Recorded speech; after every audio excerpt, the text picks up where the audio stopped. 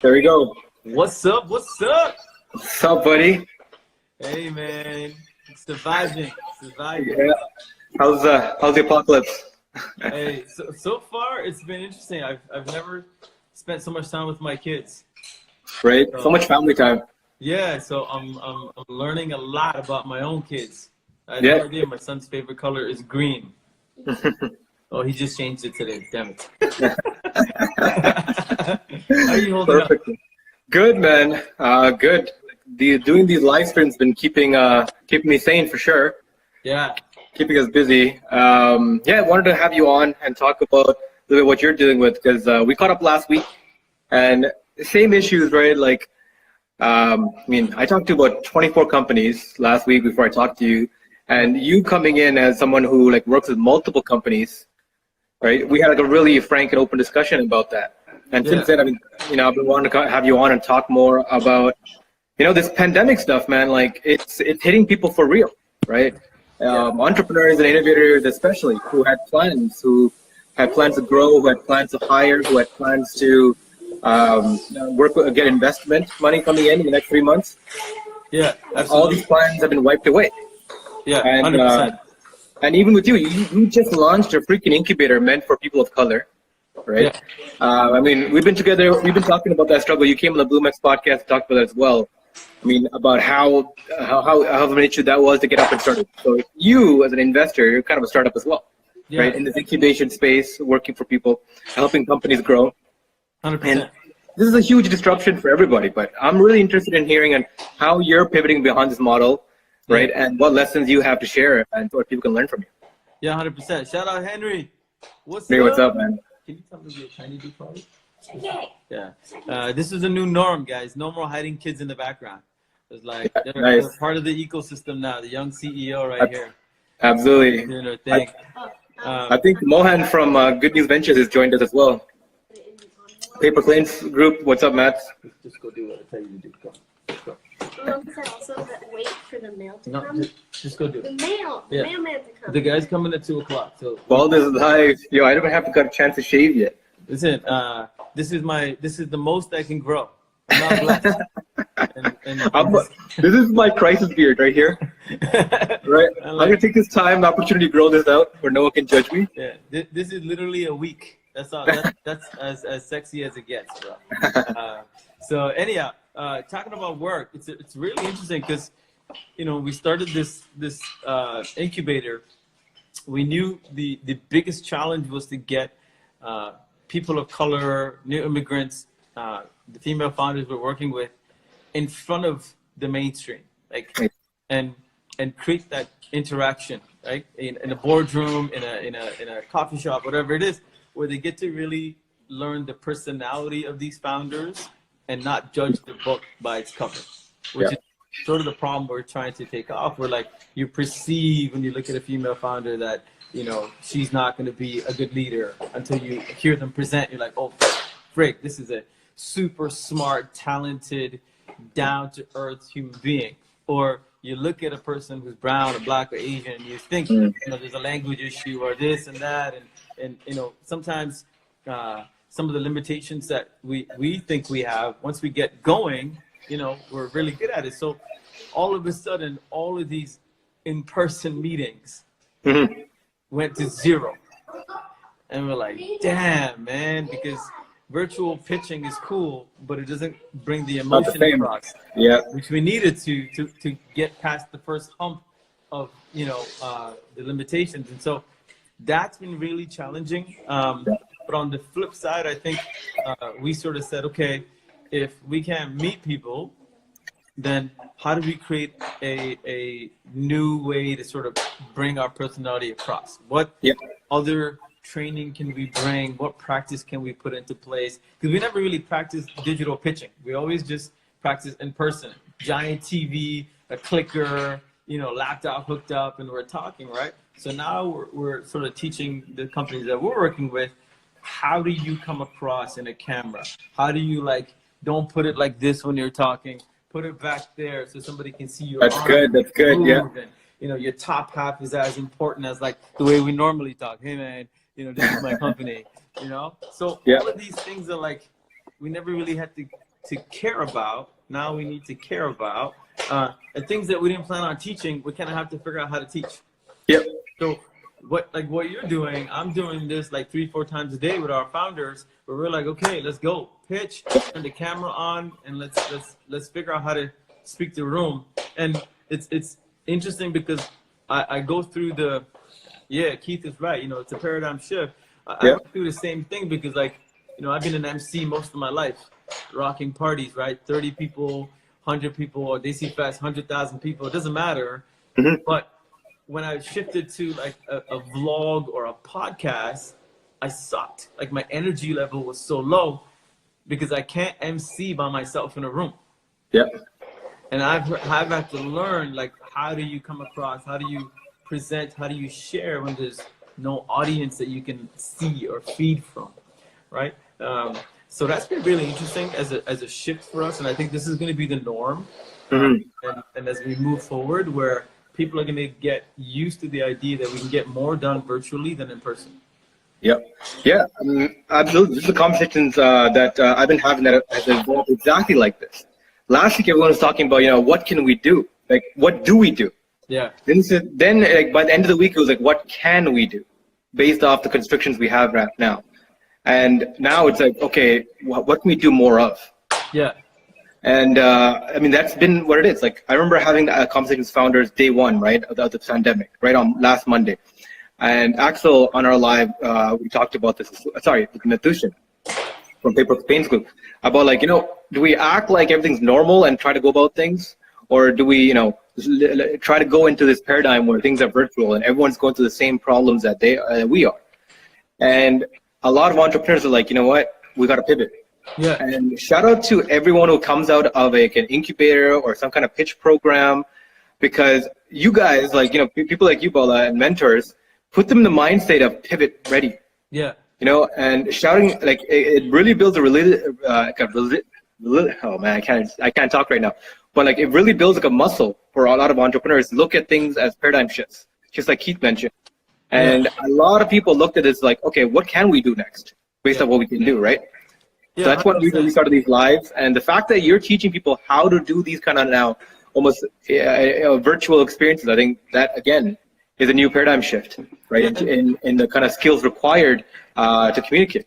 So part of it is like, I feel like this word pivot has got such a huge weight on it. It's like, hey, I've committed to going this way, and something massively bad happened. Now I got to pivot. I tend to think, any business that's trying to build something in the 21st century, you need to be in a constant state of beta more than anything. Like, we never actually get out of beta.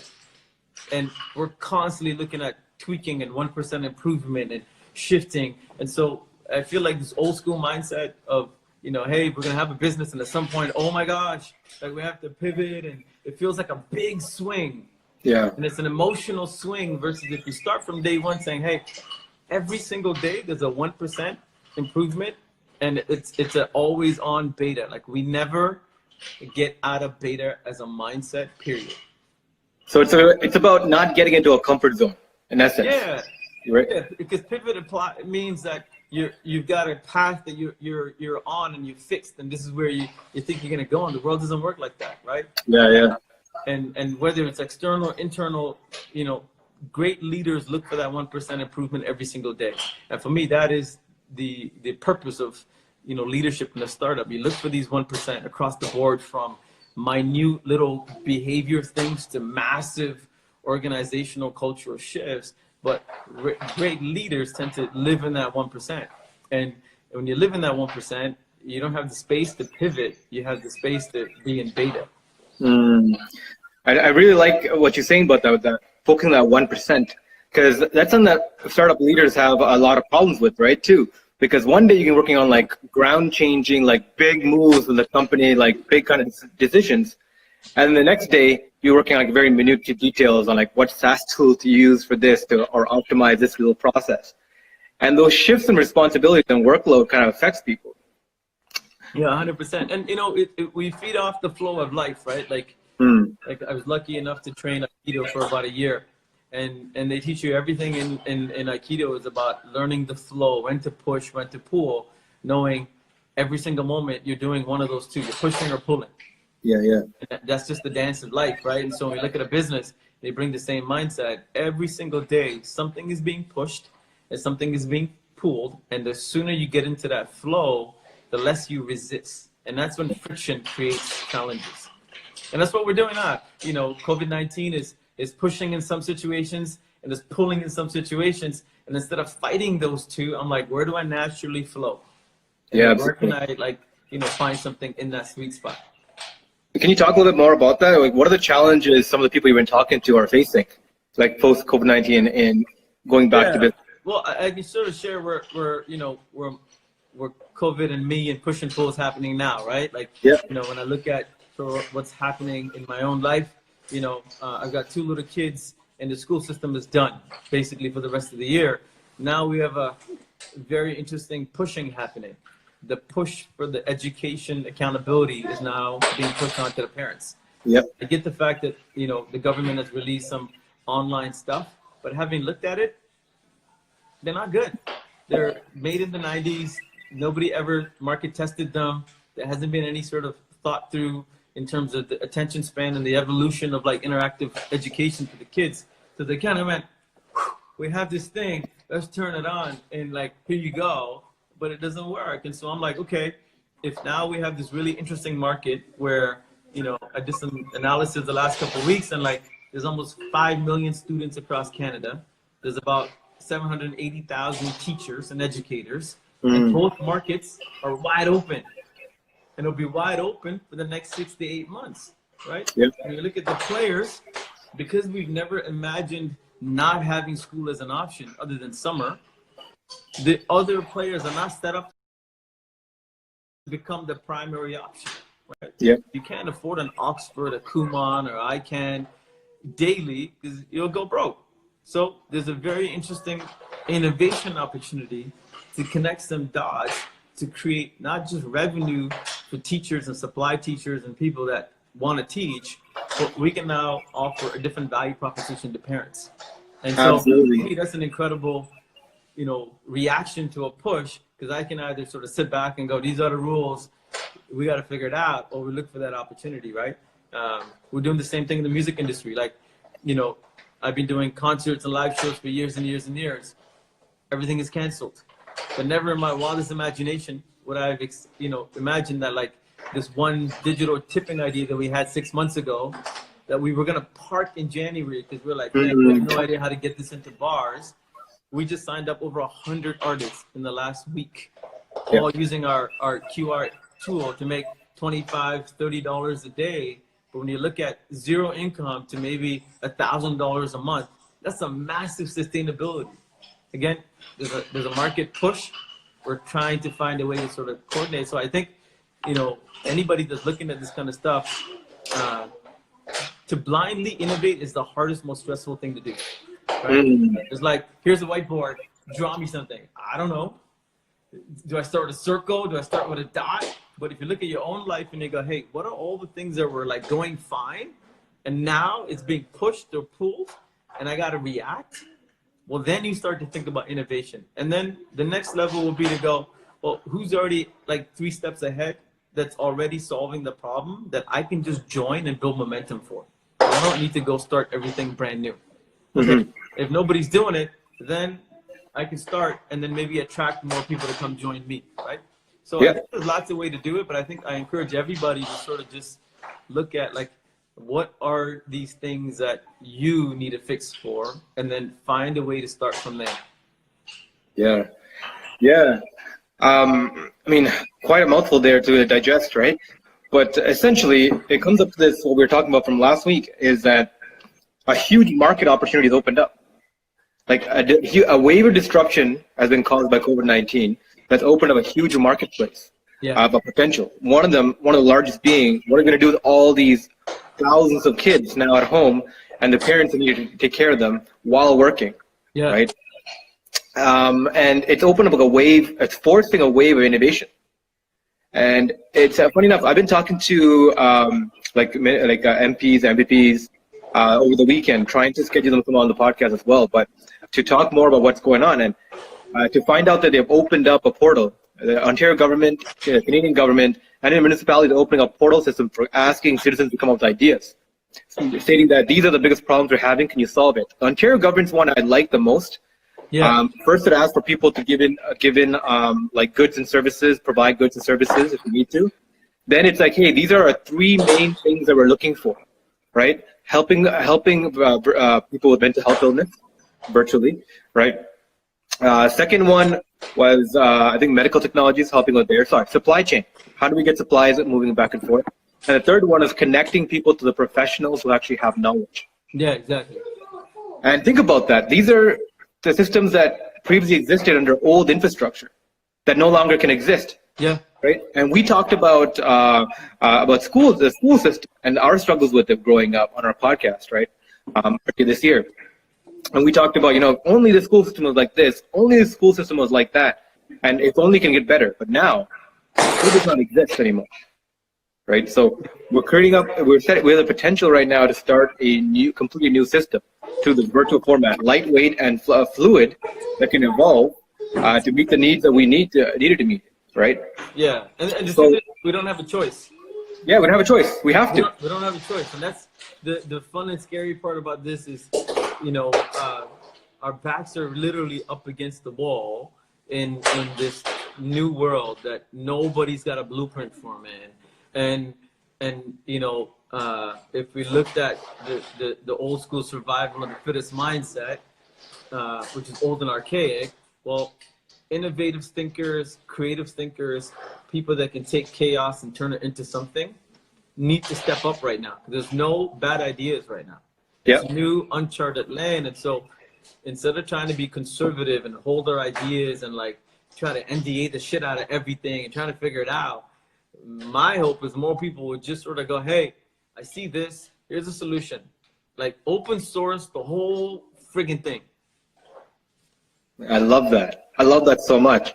I think you really opened my mind with that last week when we talked, again, referencing that. When you told me it's like, me as an investor for the first time, I'm not looking at companies as ROIs on your revenue you're generating. I'm looking at what kind of impact can you do right now. Yeah. Now, how can you affect change in an environment with a huge marketplace? And a lot of people are looking at it like this. Like, there's a lot of people reaching out and working for free online. A lot of people giving away things for free. A lot of people, and not just like a commercial enterprise. A lot of companies and a lot of organizations out there trying to do business as usual and act like they're doing it for favor. Yeah. But there are people who are genuinely coming together in meeting places and providing ideas, providing insight, doing consultation work, anything they can do virtually to really help us around. Yeah. Right. And that's it. I think we need to encourage more people to create a blueprint for open sourcing. And there's a bunch of stuff that like people like you and me can't solve. I don't know how to find a cure. I don't know how to put on a lab suit and like go, help doctors. Like I can't do a lot of things that like frontline people need today. Yeah. But there's 90 other things that you and I can sit and talk about that's got day-to-day impact. Transportation, even something simple as like, how can we set up a new network of people with hazmat suits that can go and pick up groceries for us? Yeah. Right? Like, if Uber Eats and all these guys are no longer relevant because we're going to shut them all down, what happens with food and delivery and innovation? So there's so many day-to-day opportunities that everyday folks can just start with one nugget of something and then put it into the world, and then somebody will layer something on, and it might take 2, 3, 4 weeks, and then we get this magical solution that you were the impetus on. And that's what we need. I think we need more people to just be like 1.0. Yeah. And people were talking about this for a while, about how a technology layer can be implemented in the world, right? A technology infrastructure. And that's essentially what needs to be done right now. Yeah. A technology that can provide supply chain openly over a distributed network, education over a distributed network, right? And just create these marketplaces where demand and supply can meet. Yeah. It's like just as free as it would be of going outside into like a school or into a mall and meeting people to transact with people, right? we need virtual structures online that can facilitate this, right, at the price of free. And I agree. And I think, one of the things that we will figure out as humans is we still need human contacts. I mean, it took a pandemic to blow up Instagram Live. Like, I've never seen so much Instagram Live feeds in life, man. Like, and so I would never be doing this otherwise. I would never be talking on my phone like this. 100%. So redefining our assumptions on what human engagement is really a critical question that we need to start asking across the board. Kareem, what's up? And Kareem's the next guy you should talk to, man. Dopest homie in the world, super smart. Before all this coronavirus happened, I hated looking at his feed because he'd be out at the gym at 5 a.m.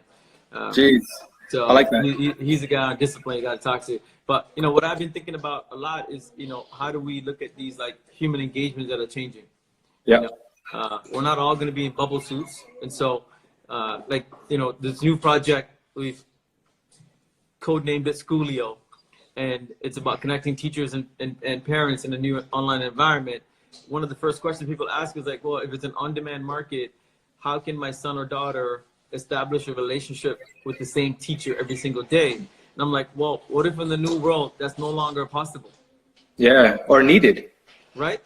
If Like, the teacher needs to be the only person that can influence my son every single day, and that model is dead because they can't do that mathematically anymore. Imagine how awesome it would be if a bunch of amazing teachers can influence my son or daughter. Yeah. But we have to give up the notion that one teacher will create familiarity with the same kid for many, many, many, many days. And maybe there's mathematical sort of scientific reason and that makes sense, but our backs up against a wall where that is no longer an option, then we have to be open to new ideas. Absolutely. And I think that's what it comes back down to. It's almost like we're going back, right? So I was listening to a podcast, listening to a podcast from Ravel, one of the co-founders of AngelList. I talk to him all the time. I can't get his first name right any time, but anyways, one of the things he stuck in my mind about him is he was mentioning something about technology, right? It's reverting us culturally. Because we can now connect like this openly and freely, it's almost like we don't need to join these big infrastructure, these big organizations, and have these jobs, right, to feed off. We're all become independents.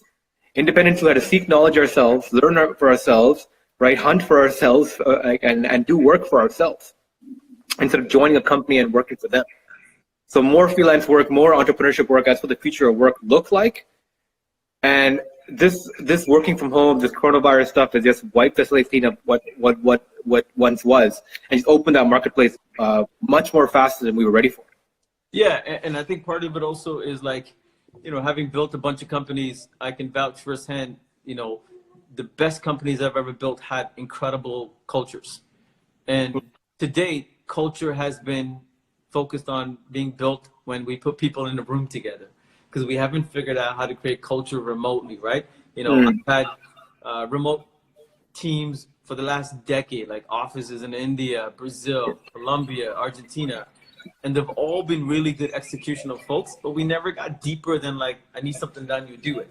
So if now the new world is, hey, culturally, we need to look at what is the new rules, and if you're gonna have a 20, 30, 40 member company, and we don't have the same beer Fridays anymore and the lunchtime hangouts in person, then how do we now move this online? And I think this is where, like back in the day, my very first company we started was around this question of, can a pixel create emotions? And if a pixel can create emotions, can we translate that to sales? And we created a 12-year agency with Blue Band, right? And right until the day we sold, we still asked the same question. Can a pixel create enough emotion for you to create a buying reaction, whether it's online, whether it's drive to store? And I feel like in a crazy way, we're back to asking the same questions.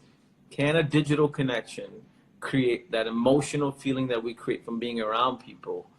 And if it cannot, then how do we facilitate it? What are the tools? What are the functions? What are the technologies that we haven't invented yet?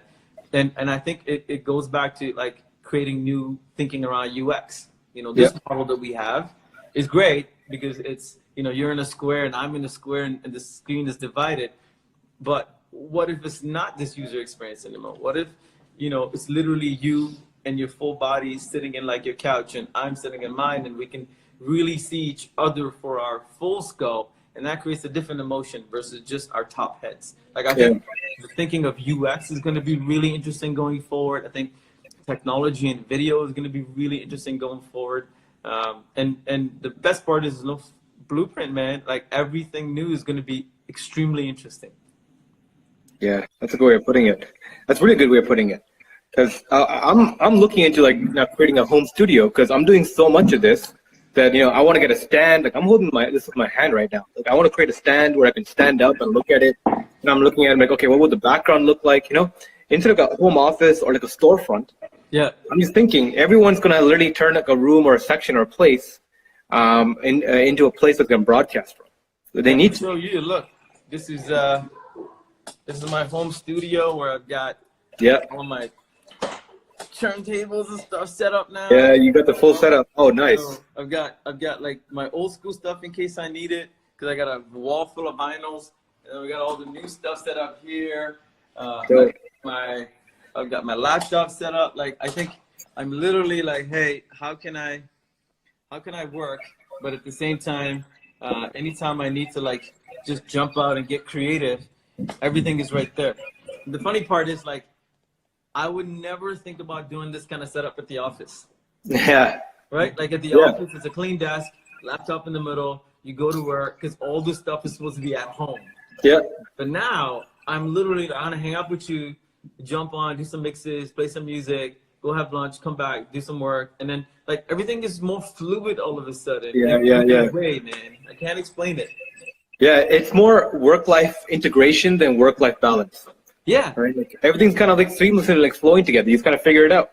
Yeah. So I'm like, why didn't I set this up in my office? Like, why didn't I bring my DJ equipment? Like, because mentally I'm like, no, that's work. I gotta like go there and work. And then when I come home, if I have time, I can make music. And now this whole thing has caused me to like have more of a fluid life versus these boxes that I put myself in without even knowing I did that. Imagine, imagine like the hundreds of thousands of hours people are saving right now not commuting. Yeah. You jump out of bed, hit the shower, and boom, you're at work. And that's it, you know. And when we looked at like potentially this innovation with the school program, imagine now the kids, like their definition of recess and lunch is different. Like they get to study and they get to have lunch with parents, right? Their recess is maybe something totally different than what the schools will allow them to do.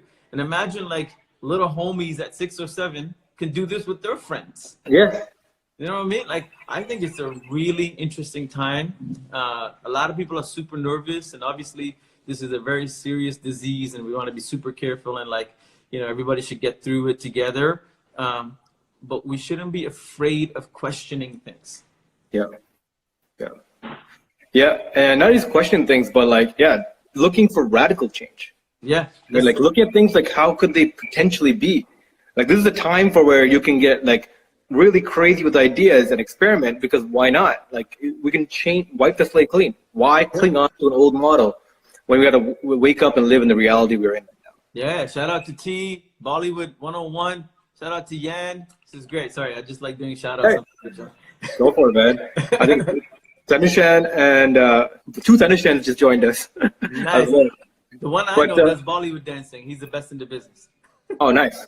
Yo, start those classes, man. I want to sign up with the family. Yeah. I think we're talking to the same person. Yeah. Yeah. Okay, perfect. I've been trying to get him on the podcast too.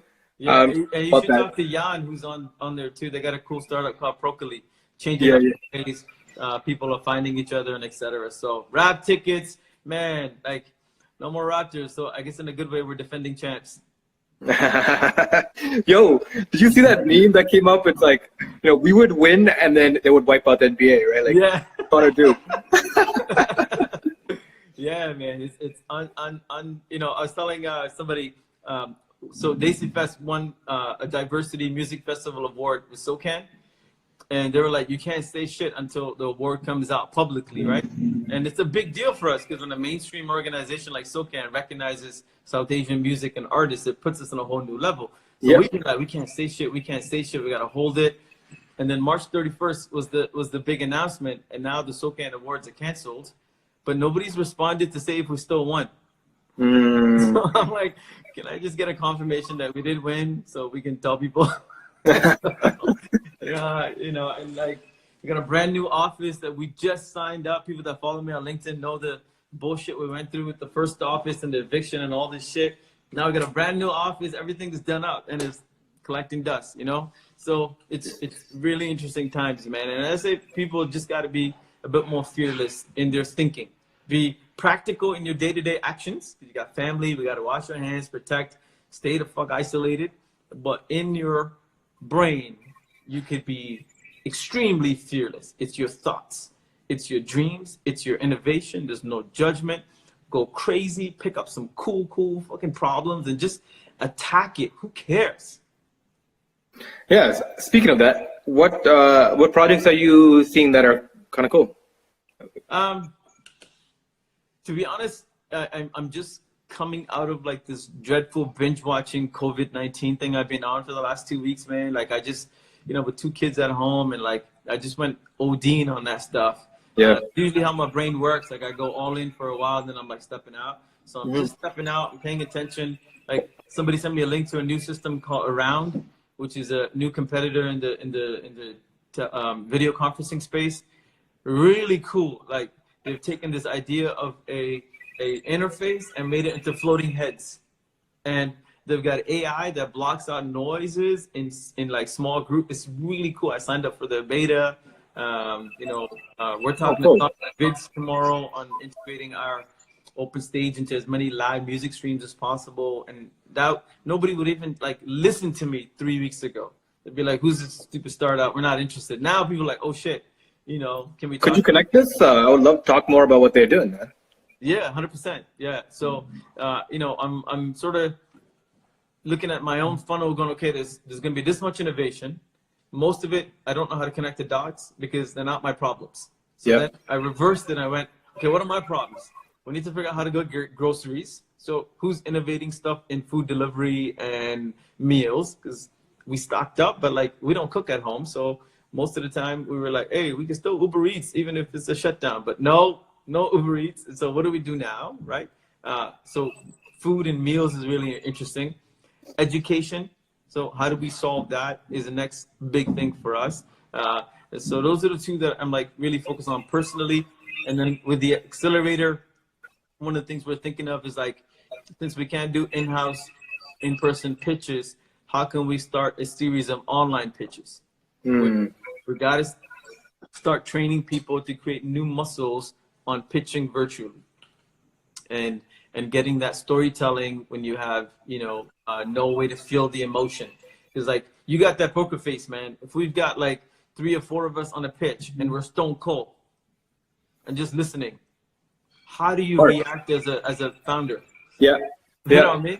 But you're feeding off reactions. Absolutely. Anytime you're pitching, not just for your startup, but even in sales in general. Exactly. So I think there's a new playbook that's needed, and I think you should lead that because you know your background in sales and helping people grow revenue. I think it's amazing.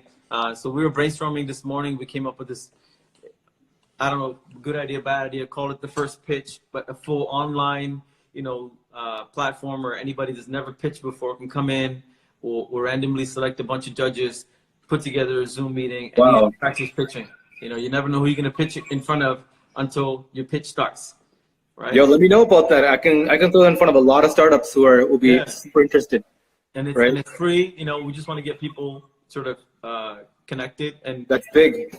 And just and from there, if you're like, oh, this is great, I want to pay for like one-on-one or support, etc. There's a whole bunch of people we can create a directory for. So we're just literally like starting from the bottom up, going, what are all the things that bug us that we can't do anymore, and then let's start with those as a baseline and see who's solving it, and then slowly just sort of, you know, stay aware. But yeah, man, I think that's the only way to sort of bite-size this thing without getting overwhelmed. Yeah, absolutely. I mean, do you think that pitching is going to change though to what we're used to? Like, because one part of sales that has really changed because of the internet is more authentic, transparency, right? More about selling your values rather than some product or service, because people can now like Google you, Yeah. Google your business, get your reviews, look at your LinkedIn, see who you are, who you say you are, right? It's very hard to swindle people at this time, even before all this, right? Before COVID-19, I'm talking about. So sales has transitioned from an environment of taking advantage of people's lack of knowledge, Right. to being less exploitative and being more about, oh, what can I inform you about? And through my thought leadership, you trust me enough to convert over. Yeah, Right? no, I agree. And so I think now it's going to be a period of change where people have to become broadcasters, right? Yeah. Sales and marketing have to merge to become more of like sales artifacts, right? So like one of the things that I talk about in my company is that I don't like, as a salesperson, I don't believe, like historically salespeople don't like marketing people or like the idea of marketing, because it's like, why throw money on marketers when you can just pay a sales guy a commission? We'll go and get you direct ROI. Yeah, right? 100%. But like, how do we? I think it's that those skill sets are merging, right? That they're merging, but they're not, right? Like for me, the marketing part has always been, storytelling. You never close a deal when you market. You close the deal when you sell, but you enable a sales opportunity by telling a great story. So I believe sales has turned into that too. Yeah. Sales, what you're pitching is not a feature or a service or a benefit. What you're pitching is a narrative. Yeah. A story. Exactly. And storytelling is what's always won from an emotional perspective. And I think that people buy emotionally first, and then they rationalize the decision to not return it. Right? This is why buy one get one free, and the sales work, because in your brain you're like, oh, I'm gonna get this, and then I might return it, but we're never gonna return shit. And so I think if the two disciplines are gonna now like merge, because marketing and sales now both have to become storytellers because the platforms are the same, then we're gonna see some really interesting hybrid. Just like 12 years ago when I started Blue Band, the only reason we were able to get in and build that company was because there was a middle area between marketers and tech folks. And that was a 40-year-old industry before I got in. And then it was like, oh shit, we're not connecting. We need somebody in the middle who can just speak marketing and sales, but also be very technical. And then digital marketing sort of started happening. Yeah. Right? And I think we're in the same wave as like we have marketers and sales folks. We've got an entire process in place of storytellers and BDRs and all this stuff. But if they're now going to sort of merge or become some sort of a hybrid role, what does that person look like now? Yeah. No, absolutely. And I think that's exactly what we're both getting at. And like I'm coming from a sales perspective as well, right? So I'm seeing like more of these open, transparent communications being part of the sales process. Yeah. Right? Talking about ideas in general as like you're selling the idea versus the product or service. Yeah. Where you're talking about things in a more long form context, have these open kind of transparent conversations as being part of your larger narrative, of distributing your narrative. And that's part of your sales cycle. No, I agree. So, I mean, when we started the podcast last year, I mean, that's kind of the process. How do we help start up the scale, right? So we bringing people in and having these long form discussions, I felt would help companies sell their values in a sense. So merging marketing and sales into media, create media for yourself, which is more purposeful content rather than bland marketing statements. And I think so. Every company, I think Gary Vee said this, right? Every company needs to think about being a media company. So just like you have a sales team or a marketing before, you should have a media team, creating purposeful content for yourself. And that's what the podcast has become for me, and for Bloomex has became through this, and now virtually it became a vehicle where we can now create media, purposeful content to sell ideas, right? Ideas like what you're talking about right now, about an incubator now being virtual and run and teaching people how to virtually connect, that being necessary, right? So how can we get more of this stuff out there? And I think it's by having these kind of purposeful conversations. Yeah, and it's funny you bring that up, because it's exactly what we have, like no choice now, because like when we launched the incubator in Brazil, it was built around face-to-face, education. We would go down for a week and train people, and then when they're ready, move them over to Canada, and it was all in person. It's all gone now. So we're actually now looking at a model where we can bring like a Zoom meets AngelList meets LinkedIn, and have foreign companies that can incubate with a Canadian incubator, but completely digital. And what we're doing now is what we do every single day. We have the same roadmap, a 30, 60, 90-day program that gets you from 0 to, A, and we work on personal growth, your storytelling, and your market fit. But we no longer need to be restricted by geography. We could be a global incubator supporting any startup that fits our ethos through technology now. And it would have been funny to say it out loud like 4 weeks ago to go, who's going to do that, right? But now this is the only way moving forward. Well, why can't we be a global incubator from 0?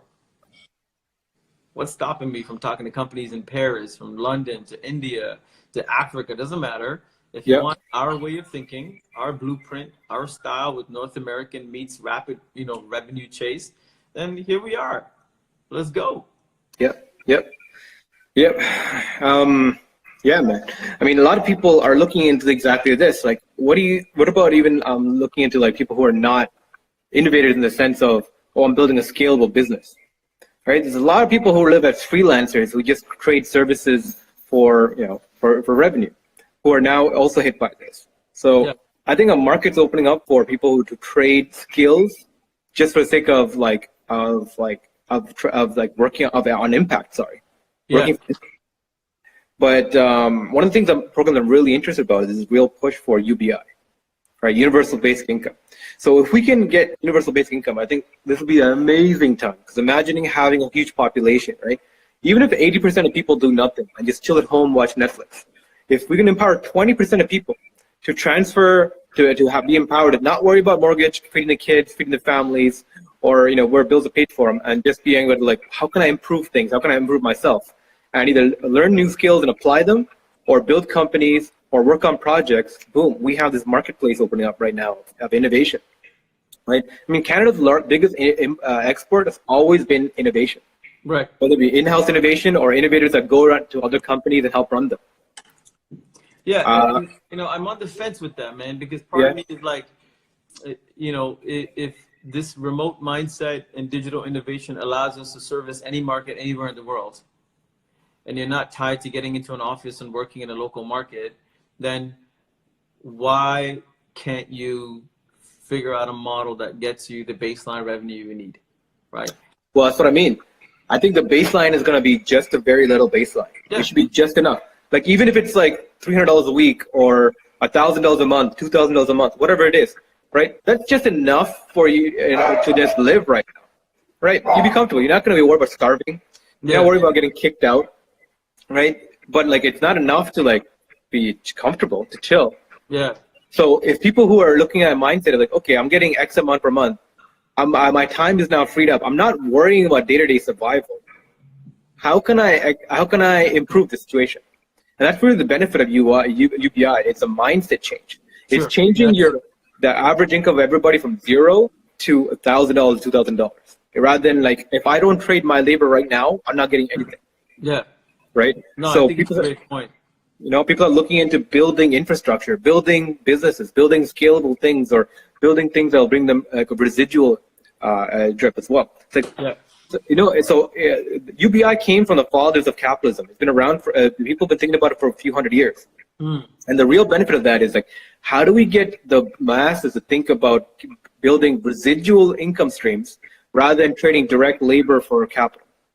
It's been a big problem for a long time. Think about it. Even that's been new, right? Most people were farmers raising stuff out of the ground before. They were pretty much freelancers. Right. Everyone is independent used to be, right? Only in the last 100 years, people joined these cities, urbanized, and start working for these factories and these big organizations. But now people are becoming independent again. If we can create a structure to take advantage of people's creative abilities, what can you create? I believe the 20-80% rule can apply, right? 20% of the production from the percent of the populace will be so much that it'll cover 80% of the cost, or 80% of it. And that's kind of the metric behind it, is that if we can get universal basic income, if people can get $1,000, $2,000 coming in, they'll create stuff. They'll be free to create stuff because they're not worried about eating. They're not worried about surviving, but they're worried about what can happen. Yeah, no, I agree. I think it's something that we can definitely experiment. There's always going to be a portion of us where it takes very little for us to be comfortable, and then we just don't innovate. We all have a friend that's like that, and so Yeah. Your assumption on the 20% really is right. And again, it's new rules, man. It's new rules. I think a big part of like everything that we take for comfort and granted is now gone. Poof. Can we talk about that? Like, what's like a scary vision? Like something that you'd be like, that could never happen in the old reality, right? That could potentially come to be, whether it be changes in the way schooling is done or how musicians are found. Like from your point of view, right? Like what's like a super transformative change in something that could benefit everyone? Like, yeah, I think for me the scariest thing is there's a generation of kids today that human contact and emotional contact is something that they're not going to understand. All jokes aside, like it was literally like yesterday, I went to kiss my little dude, he's 6, and he's like, okay. And then he's like, wait, Corona. And I was like, whoa. oh, wow. You know what I mean? Yeah. And so imagine now, like fast forward, how's it going to impact dating, marriages, like living together? What tests do people have to do before they find each other versus just like meeting each other? Like it's like relationships, which are core to human existence, are going to be changing, man. Yeah, it's funny. So one of these quotes are really getting very popular. It's by I think the health minister of Alberta. I forgot her name, but she said this, right? Like right now we need to be. Oh shit! I forgot what it's called. Now is the time to be together, even though we're far apart. And it comes to the point, right? Like you can be surrounded by neighbors right next door, and yet be so separated even more than ever. Like I used to joke about this before, like living in Markham, you don't really know your neighbors. Yeah. Everyone gets into their car and then they drive somewhere. They go to their friend's house. They go to a mall. They go to school. But you don't really see your neighbor that much, or say then an occasional hi bye, right? You don't really know your neighbors anymore. So that age-old additive of like knowing your neighbors kind of gone. Yeah. And now more than ever, you are now being forced not to interact with your neighborhoods or your communities, your direct correlation. Now we're even more virtually connected to multiple people, but not physically, right? In the same geography. So things are changing in that kind of aspect. Absolutely.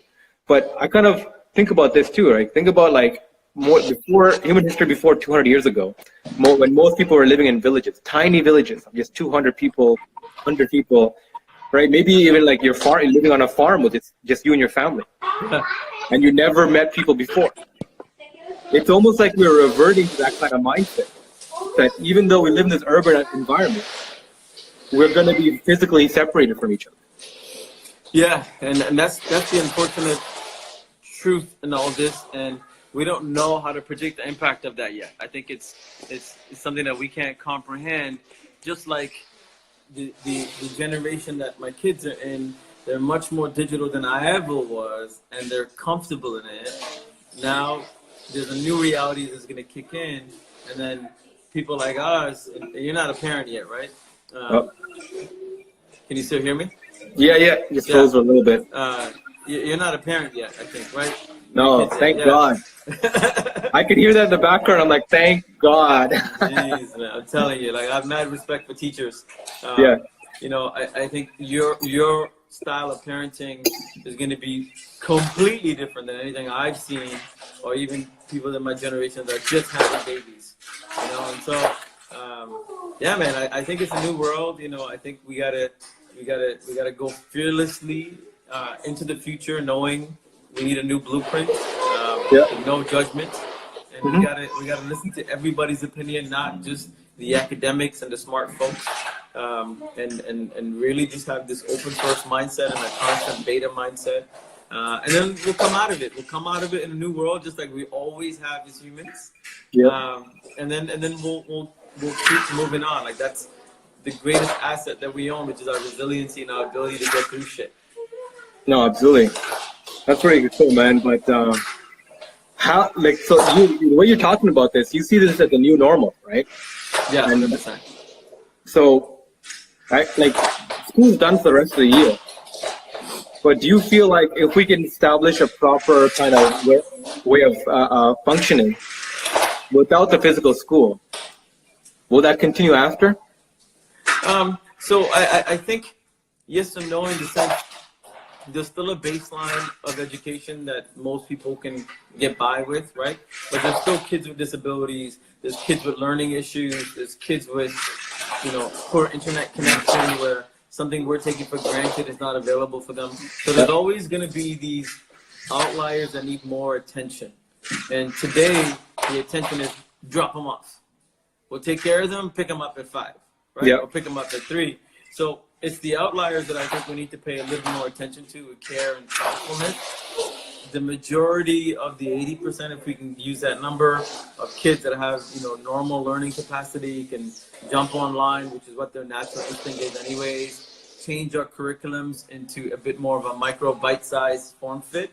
With parents adapting now to go, okay, maybe I don't need an office space. I can run Blue Band or Ballard Group completely virtual into a $100 million company without ever having an office space.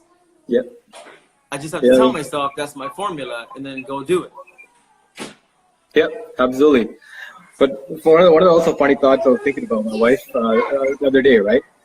Because we met when we were 17, and I'm like, how are teenagers dating right now? You know what I mean? It's not something we think about.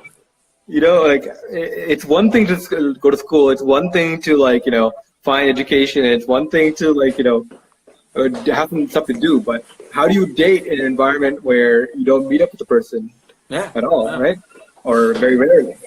Or, when I talk to my in-laws, for example, or even my mom, in 1975 when they got married, you don't actually know who you got married to.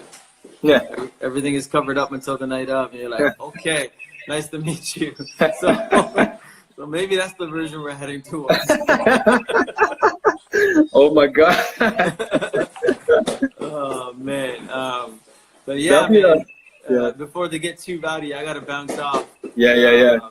But yeah, no, I love what you're doing. I think more conversations is fantastic.